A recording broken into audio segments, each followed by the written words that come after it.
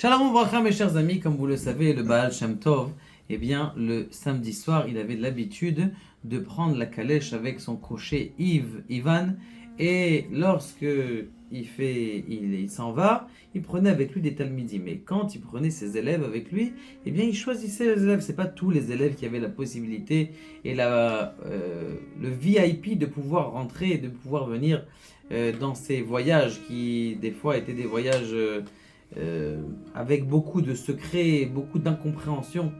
Et donc il y avait une fois un élève qui venait de s'approcher un petit peu du Baal Shem Tov.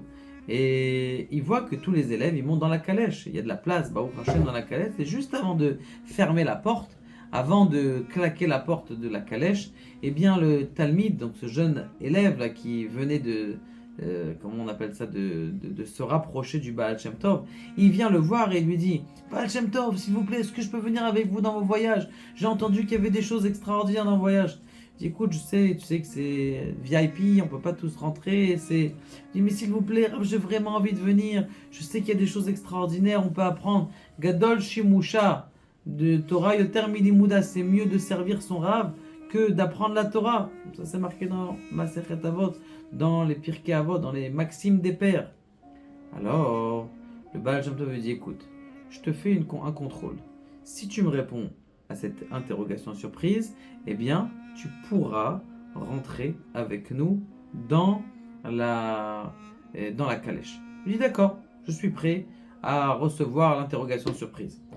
Quelle est la différence, lui dit le Baal Shem Tov, y a-t-il entre le Tikkun Rachel et le Tikkun Léa? Comme vous le savez, eh bien, lorsque il est à minuit, c'est-à-dire Chatzot, ce qu'on dit, c'est-à-dire la moitié de la nuit, eh bien, on doit se lever et pleurer et implorer la destruction du Beth Amikdash. Et lorsqu'on implore la destruction du Beth Amikdash, il y a deux sortes de pleurs. Il y a ce qu'on appelle le Tikkun, la réparation de Rachel, et la réparation de Léa. Alors il dit: c'est quoi la différence dans le Tikkun Chatzot lui-même exprime ces deux notions. Il y a et le Tikkun Rachel et le Tikkun Léa. D'ailleurs, par exemple, à Chol HaMoed de Sukkot, eh bien, on va faire que le Tikkun Léa, pas le Tikkun Rachel. Ou par exemple, des moments où on ne va pas dire des supplications, eh bien, on va faire tout simplement que le Tikkun Léa et pas le Tikkun Rachel. Alors, c'est quoi la différence? L'élève, il se concentre. On est en bas de la calèche. Il attend de monter, il se concentre bien, il dit: j'ai la réponse. Le Kvod à Baal Shem Tov. Il dit: c'est quoi la réponse? Il lui dit: ce que Léa fait avec sa joie, Rachel fait avec ses pleurs. Vous pouvez le dire aussi à l'envers: ce que Rachel fait avec ses pleurs, Léa le fait avec la joie. Qu'est-ce que ça veut dire? Explique-moi tes paroles, lui dit le Baal Shem Tov au Talmid. Qu'est-ce que tu es en train de me dire? J'entends quelque chose, mais je ne comprends pas. Explique-moi. Il lui dit: Kvod Arabe, je vais vous expliquer, mais je vous donne une petite introduction. L'introduction, elle est que dans le schéma, on dit: tu aimeras Akadosh Baruch Hu de toute ton âme, de tout ton cœur, de tous tes moyens. Et on dit là-bas, et tu devras lire le schéma: Beshiv techa bevetecha, lorsque tu es dans ta maison; Uvler techa, lorsque tu iras dans le chemin; Beshor becha, lorsque tu te coucheras; Uvkumecha, lorsque tu te lèveras.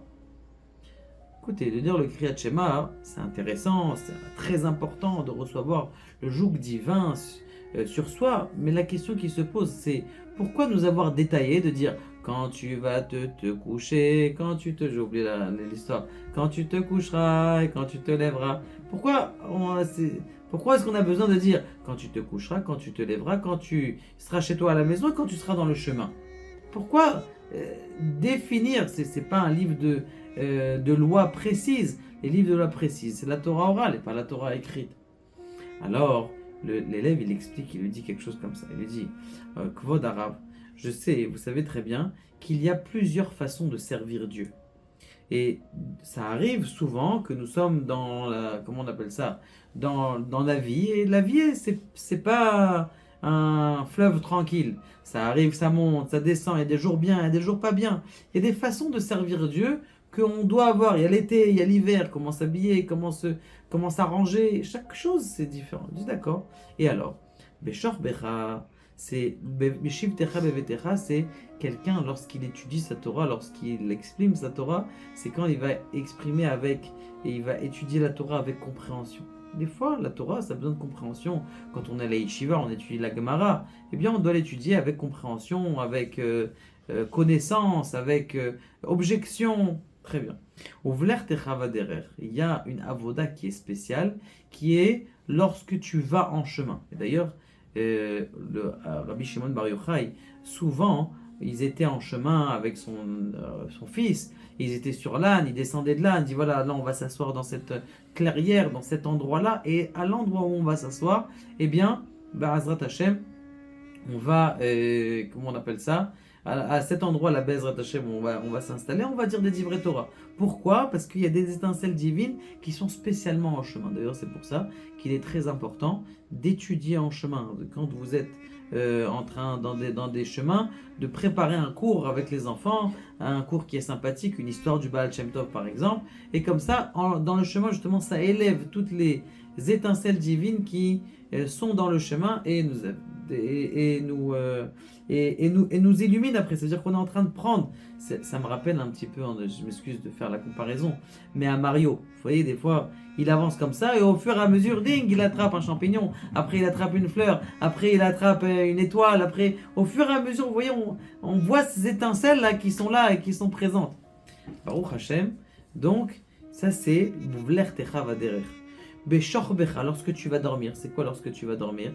Beshor Becha, quand tu vas dormir, il faut que tu saches que des fois, il y a de la Torah que tu comprends pas, des choses que tu comprends pas. Ça, c'est de la Torah que tu reçois et que des fois, il n'y a pas à comprendre. Fais des Teilim tous les jours. Moi, je comprends mes voix d'arabe, je comprends pas la prière, j'arrive pas à lire, c'est trop compréhensible. Je comprends pas ce qu'il y a dans la boîte des Tefilines, ça sert à quoi de mettre une paire de Tefilines sur la tête? Accepte, Narase Venishma. Nous ferons et nous comprendrons. Ça c'est Beshor Becha lorsque tu dormiras. Ou Vkumera c'est quoi? C'est quand tu reçois un Ruach HaKodesh, un souffle divin qui vient du ciel. HaKadosh Baruch Hu dit tu dois faire ça, tu dois monter ça, tu dois faire Des fois on reçoit comme si c'était une prophétie qui venait à l'intérieur de nous. Comme par exemple on voit cette prophétie lorsqu'on doit nommer le nom de notre enfant. Eh bien c'est ce qu'on appelle une névoie kana. Chaque papa il sait, il ressent, ah non, je vais l'appeler comme ça mon fils. Ou je vais changer de nom, c'est pas comme ça qu'il doit s'appeler. Donc ça c'est ce qu'on appelle, c'est les 4 façons de servir Dieu. Des fois quand on est conscient, pas conscient, quand on est bien, très bien. Il manque deux aspects. Et là, l'élève il lui dit, il y a 2 autres aspects. Il y a l'aspect de servir Dieu lorsqu'on est content et l'aspect de Dieu lorsqu'on est triste. Comment il faut servir Dieu quand on est triste? Oui, regarde la nuit, tu dois te réveiller pour prier pour comment on appelle ça? Tu dois prier pour la destruction du Beth Amikdash. Tu dois t'attrister des fautes que tu as faites. D'accord? Pas toute la journée, mais les fautes que tu as faites, tu dois faire tes choix. Comment il faut? D'abord, la première chose, c'est de s'attrister de ces fautes. Et une fois que c'est quelqu'un, donc tu dois servir Dieu avec aussi tristesse. Tu dois savoir que quand tu es bassa, tu n'as pas envie de faire rien du tout, eh bien tu dois te renforcer. Ça aussi, ça fait partie d'un service divin. Et il y a aussi quand tu es joyeux. Vous savez, des fois, je me pose la question. Des fois, quand on est dans un mariage, tu restes des fois triste aussi. Tu es sur le côté, tu n'es pas joyeux de la joie des autres, mais il faut être joyeux de la joie de l'autre aussi. Des fois, même dans les moments de joie, des gens, ils restent sur le côté. Non, vas-y, joyeux. T'es sa mère et ta khatan. Viens faire le guignol devant le marié. Viens danser un petit peu. Dis oui, moi, je suis pas un grand danseur. C'est pas grave. Même que le grand-oncle, il est là, avec sa canne qui vient, ou même avec sa chaise roulante. Combien on a vu des fois des oncles qui viennent sur la chaise roulante, sur la piste de mariage. Mais sa mère, ça rend joyeux le khatan. Le même service divin qu'on peut faire avec la joie, on peut faire avec la tristesse. Ce que Léa, elle a réussi à faire avec sa joie, Rachel, elle fait avec sa tristesse, et de ce que Rachel arrive à faire avec sa tristesse, alors elle arrive à faire avec sa joie. Le Baal Shem Tov le regarde et lui dit, tu es apte à devenir un de mes élèves. Rentre dans la calèche et la suite de l'histoire arrive. Baruch Adonai, Le'olam et Amen.